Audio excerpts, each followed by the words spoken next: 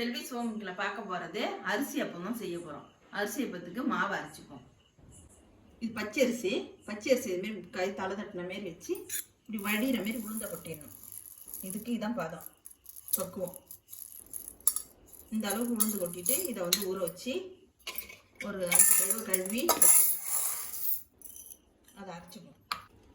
ஒரு 3 மணி நேரம் ஊற வச்சுருக்கேன். இதை அரைச்சிப்போம்.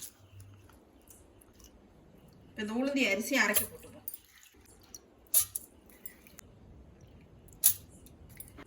அரைக்கிறது ஒரு 3 ஏலக்காய் போட்டுப்போம். இதை இப்போ அரைச்சிப்போம்.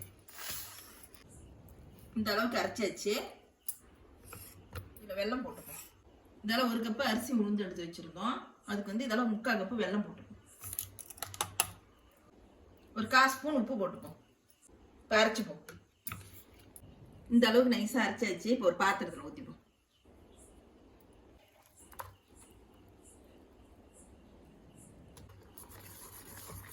இந்த அளவுக்கு அரைச்சாச்சு. இப்போ எண்ணெயில் மொண்டு ஊற்றிப்போம். சட்டி காஞ்சிட்டு எண்ணெய் ஊற்றிப்போம். இந்த அளவுக்கு இருக்கணும் திக்னஸ். இப்போ வந்து சட்டியில் எண்ணெய் காஞ்சிட்டு ஊற்றிப்போம். ஒரு 3/4 கரண்டியை மொண்டு ஊற்றிப்போம். ஒன்று தான் ஊற்றி எடுக்கணும்.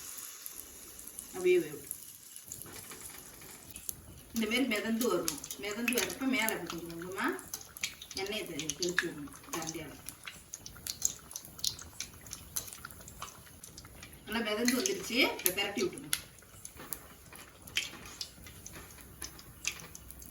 அப்படியே வேணும்.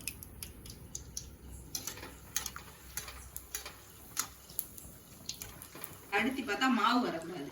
நல்லா வெந்துடுச்சு. இப்போ எடுத்துப்போம்.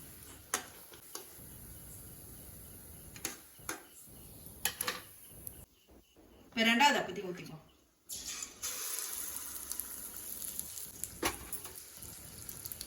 இப்போ 2வது ரெண்டையும் பரட்டி போட்டுருவோம்.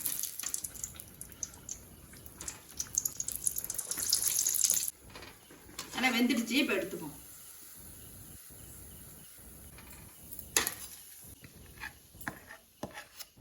இதேமாரி எல்லாத்தையும் ஊற்றிட்டு காமிக்கிறேன். எல்லா அப்பவும் ரெடி ஆயிடுச்சு. இப்போ எடுத்து வச்சுப்போம்.